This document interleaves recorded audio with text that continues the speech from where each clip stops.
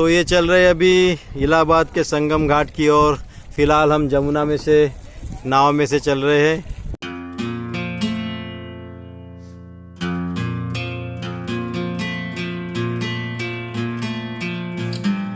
यहाँ पे 3 नदियों का संगम है, गंगा, जमुना और सरस्वती। सरस्वती गुप्त रूप में है, ऐसा कहते हैं। तो कुछ भी हो, लेकिन मेहनत करने वालों को कैसा, जैसे आप मेहनत कर रहे हो, आपकी नाव है, आप मेहनत कर रहे हो, कुछ भी हो गया तो आपको सिर्फ 100 रुपये देना और फिर पूरा के पूरा वो रखना, तो गलत बात है ना। फिर ये कुछ इस वक्त ऐसे गंगा जमुना के तट पर मेला लगा हुआ है। ये कुछ भी नहीं है, ये 5% भी शायद रश नहीं है। यहाँ पे बहुत ज़्यादा रश रहता है ऐसा मालूम होता है। कुंभ मेले के वक्त पूरा चींटियों जैसा इंसानों का रूप यहाँ पे दिखाई देता होगा। और यहाँ पे मेरे ख्याल से बहुत कुछ मिसगाइड किया जाता है। इधर से जमुना आती है, इधर से गंगा आती है और यहाँ पे दोनों का मिलाप होता है और फिर आगे बढ़ती है गंगा उस साइड बनारस की ओर। तो गंगा जमुना सरस्वती का कहते हैं यहाँ पे संगम है और संगम में नहाना पवित्र माना जाता है। श्रद्धालु सारे यहाँ आते हैं एक झरना लेकर। यहाँ जो प्रॉपर है बहुत तादाद पे इसको धंधा बना के रखा है। देखिए घाट, देखिए घाट पे जाके नहाइए। घाट पे जाते हैं तो फिर बोलते हैं यहाँ घाट नहीं, घाट तो आगे जहाँ पे नहाना है वहाँ बोट से जाना पड़ता है। फिर नाव वाले बोलते अनशन बताते, फिर नाव वाले बोलते बैठो। हम लोग फिर आस्था के नाम पे फिर संगम में ही नहाना करके यहाँ पे फिर नाव में बैठते। फिर नाव वाले बोलते आगे चल के वहाँ पे घाट का फिर किराया देना पड़ता है। इसका चार्ज उसका चार्ज ऐसे बढ़ते बढ़ते जाता है। हनुमान जी के पूंछ की तरह वो लंबा होते जाता है।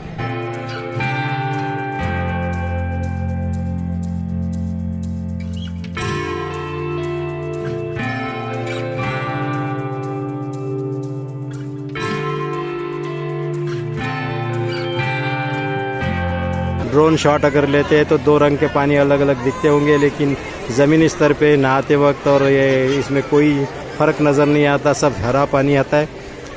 पानी यहाँ से भर के लोग लेके जाते हैं, वो सब ठीक है।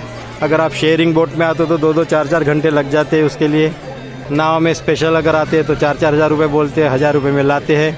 देखा जाए तो ये जो संगम है ये ज़मीन से भी जुड़ा हुआ है। देख सकते हैं आप यहाँ पे ऊँट आए हैं, गाड़ी आती है, गाड़ी आई है, मोटरसाइकिल आई है, लेकिन अपने को कोई नहीं लाएगा यहाँ पे। अपने को ऑटो वाला दूसरे घाट पे छोड़ेगा जहाँ से नाव से आना पड़ता है। फिर वो बताएगा कि यहाँ से नाव से ही जाना पड़ता है। नाव वाले फिर यहाँ पे घाट पे लाके फिर ये घाट पे नाव खड़ी करने का चार्ज अपने से ही लेता है अलग से, वो पहले बताता ही नहीं।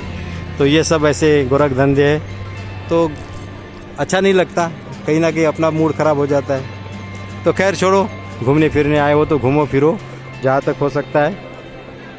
आ सकते हो संगम पे तो ज़रूर आओ। ये सब चीज़ों की तैयारी रखना चाहिए।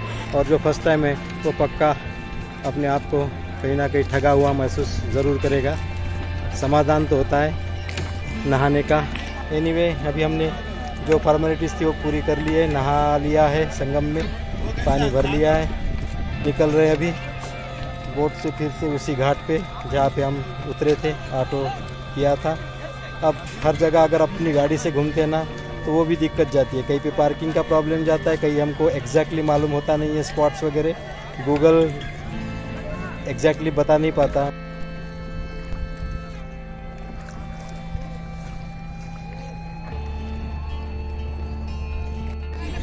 तो आ गए रिटर्न तट पे। तट पे ये किला दिखाई दे रहा है, ये है अकबर किला, अकबर फोर्ट। आनंद भवन अभी खुलने का समय बाकी है, होने का है।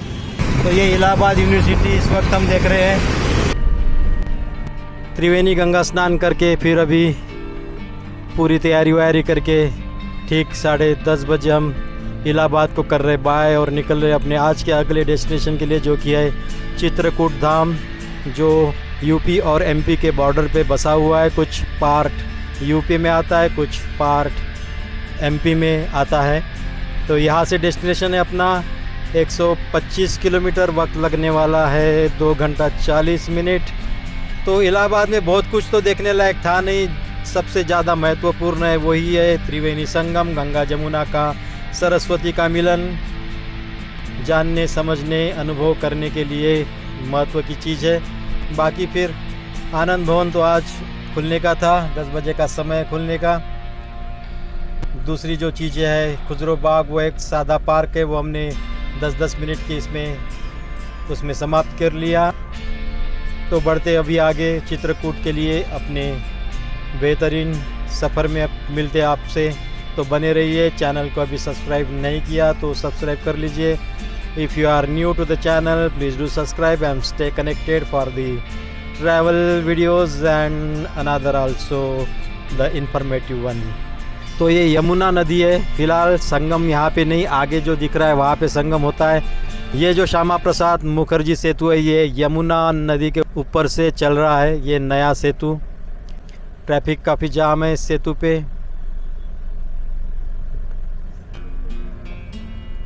एक वे चालू है, दूसरा जो लेन है वो शायद अभी चालू नहीं हुए, इसलिए एक ही लेन से दोनों तरफ की ट्रैफिक शुरू रहने के कारण थोड़ा सा जाम चल रहा है। नई तकनीकी से बना हुआ ये सेतु, हैंगिंग ओवर द रिवर।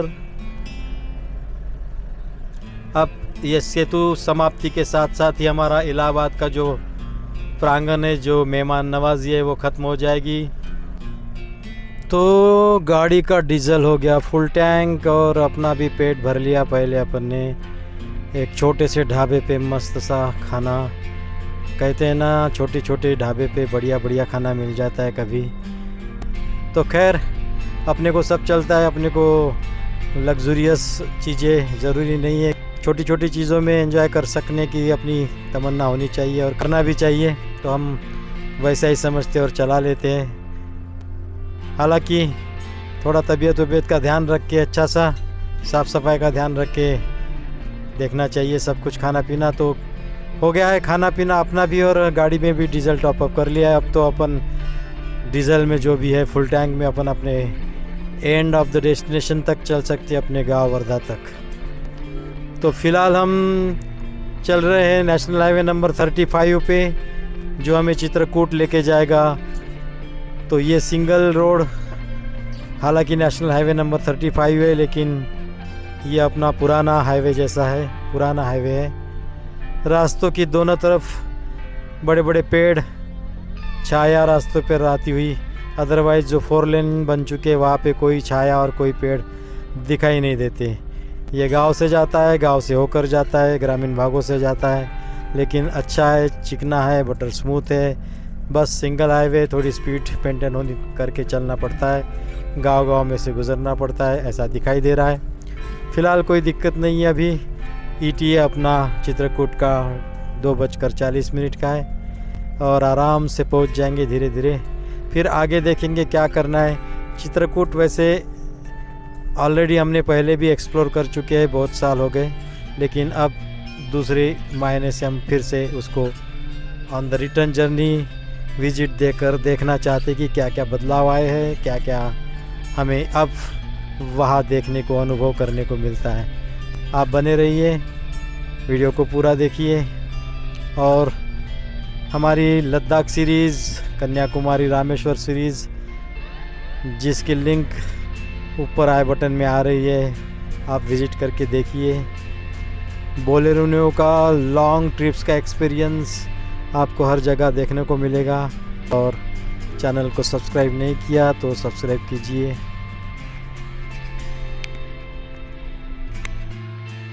और ये अभी रघुवीरपुरा है, तो यहाँ से अभी अनडिवाइडेड 2 लेन हाईवे दिखाई दे रहा है। और ये एक्सीडेंट, सामने ट्रक पलटी हुआ दिखाई दे रहा है। तो ये बड़ी बड़ी सड़कों पे छोटे मोटे हादसे होते रहते हैं, लेकिन ये अगर आप डिसिप्लिन से चलो तो आप अवॉइड कर सकते हो। तो be careful while driving, be cautious on the road, take care of you and your family. आराम आराम से चलो, कोई जल्दी नहीं है। तो 2 लेन अभी और स्मूथ रोड। सारा हिंदुस्तान ग्रामीण भागों से विभाजित हुआ किसी भी मोड़ से चले जाओ, किसी भी रास्ते से चले जाओ, कहीं ना कहीं छोटे छोटे गांव, छोटी छोटी बस्तियां मिलती रहती है। छोटी छोटी बस्तियों से मिलकर ही अपना देश, अपना हिंदुस्तान बना है। खूबसूरती है हर जगह की, नई नई चीज़ें देखने को मिलती है, नई नई भाषाएं, नई नई संस्कृति, नए लोग और उनका बिहेवियर देखने के लायक होता है, मज़ा आता है।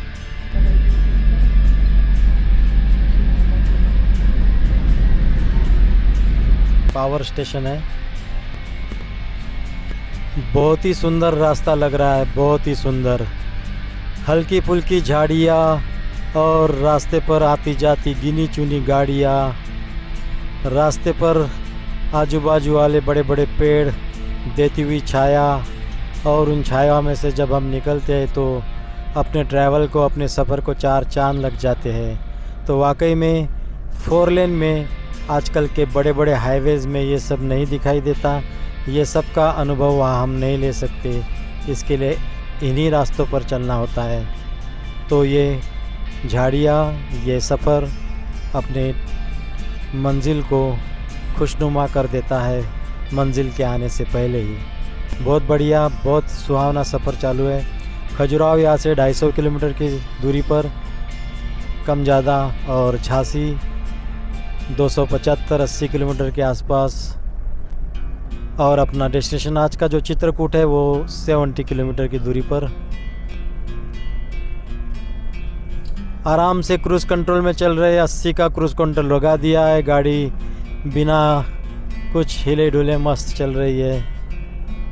गर्मी के दिन है, फिर भी रास्ते के दोनों साइड हरियाली नज़र आ रही है, तो अच्छा लग रहा है। ये जो जबलपुर रेवा हाईवे है, उससे ये अंदरूनी विभाग से जाने वाला हाईवे नंबर 35 सुहावना सफ़र कर रहा है। तो ये चित्रकूट नगरी में पहुंच गए। फ़िलहाल प्रयागराज डिस्ट्रिक्ट ख़त्म होने के बाद में चित्रकूट डिस्ट्रिक्ट शुरू होता है यूपी का, और यूपी में ही फ़िलहाल अभी हम चल रहे हैं।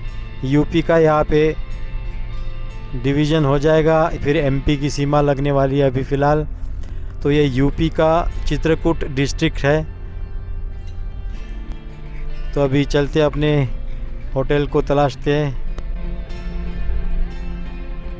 तो हम चित्रकूट जो यूपी में आता है उसमें ना रुकते हुए एमपी में जो आता है वो एमपी में एंटर करके रुकेंगे। यहाँ पे बहुत बड़े पैमाने पे गाड़ियाँ नज़र आ रही है, तो ये शायद कुछ मामला होगा, पॉलिटिकल चल रहा होगा। गाड़ियाँ काफ़ी दिखती है पुलिस की। बिंदीराम होटल है ये। तो यहाँ शायद मेला लगा है, मेला बोले तो पॉलिटिकल पार्टी का कुछ बड़ा सम्मेलन। तो ये अभी हम उत्तर प्रदेश का चित्रकूट का जो पार्ट है वो छोड़ के हम एमपी के चित्रकूट में अभी एंटर कर गए हैं। ये एमपी यहाँ से लग गया है अभी मध्य प्रदेश। रामघाट जो है तो बिल्कुल बॉर्डर पे है। रामघाट खत्म होते ही एमपी शुरू।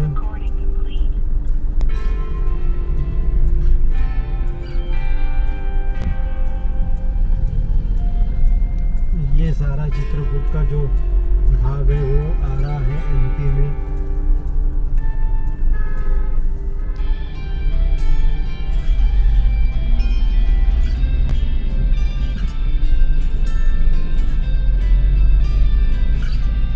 तो इस वक्त हम आ चुके हैं चित्रकूट के हनुमान धारा के पास, जहाँ पे पहाड़ी पर मंदिर दिखाई दे रहा है और वहाँ जाने के लिए रोपवे है यहाँ से।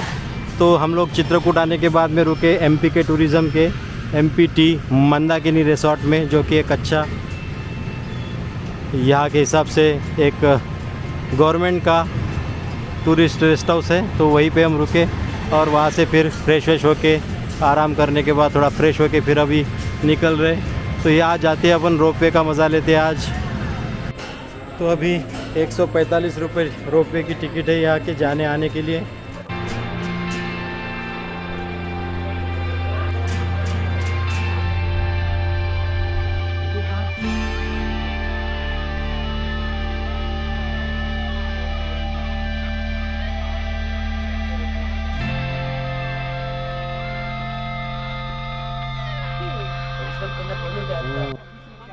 सामने जो हाईवे दिखाई दे रहा वो सतना मैहर सतना जाने वाला हाईवे है। ये चित्रकूट की हनुमान धारा है। हनुमान धारा में हनुमान जी के दर्शन और ऊपर फिर सीता की रसोई करके यहाँ पे कहते हैं कि किसी ज़माने में रामायण काल में सीता ने यहाँ पे रसोई बनाई थी अपने वनवास के दरमियान। तो वही कुछ यहाँ पे छोटा सा ऊपर पहाड़ी पे बना है छोटा मंदिर। बहुत पंडित लोगों ने वहाँ पे छोटे छोटे अपने अपने झुग्गियाँ झोपड़ियाँ बनाई है और वो बिल्कुल चक्रव्यूह के जैसा अपना जाना पड़ता है हर किसी के मंदिर से। और वहाँ पे जैसे डंडा लेके टोल नाके जैसा लोग पंडित लोग लेके बैठे हैं कि बस नमस्कार करो, डंडा लगाते हैं, नमस्कार करो 10 रुपये दो, नमस्कार करो 10 रुपये दो। उससे जा ही नहीं पाते अपन। वो जो छोटी छोटी उन्होंने बैरिकेड लगा के रखी है और उससे गुजरना पड़ता है। आपको वहाँ से बिल्कुल रिटर्न होने की कोई सुविधा नहीं है, सीधा आपको जाना ही पड़ता है उनके वो झुग्गियों से और उनके वो मंदिर से। उनके वो वहाँ के जो कुछ मूर्ति फ़ोटो लगाए वहाँ पे पंडित लोग बैठे, ऐसे कम से कम 20 से 25 लोग हैं और वहाँ पे 10-10 रुपये वो मांगते हैं। तो ये कितनी गलत चीज़ हो रही है। लोगों को परेशानी हो रही थी, बिल्कुल रोक के रखते हो कि भाई माथा टेकाओ 10 रुपये दो, माथा टेकाओ 10 रुपये दो। तो ये ऐसे धार्मिक स्थल की जगह ऐसा ये जो चल रहा है ये ठीक नहीं है। ये कहीं ना कहीं आने वाले श्रद्धालुओं को, भक्तों को डिस्करेज करती है और एक तरह से ठगी होती है, लूट मची होती है, ऐसा लगता है। तो ये अगर कोई देख रहा है तो इस पर गौर कीजिए।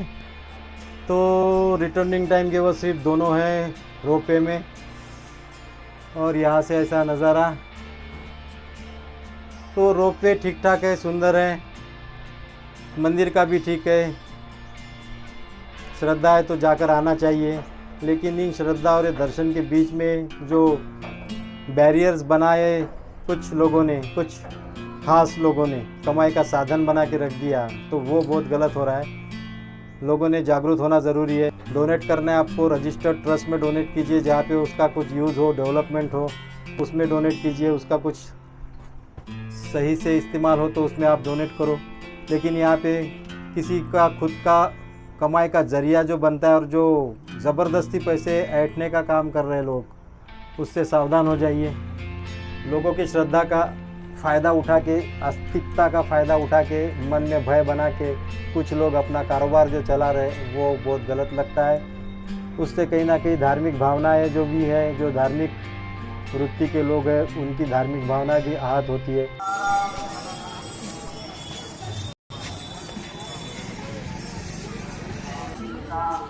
तो ये चित्रकूट का राम घाट है। ये मंदाकिनी रिवर, मंदाकिनी है ना, मंदाकिनी रिवर में अच्छी अच्छी नाव सजी हुई है। बस ये बहुत रेट बहुत ज़्यादा बताते हैं ये घूमने फिरने का। छोटी सी रिवर का बेड है।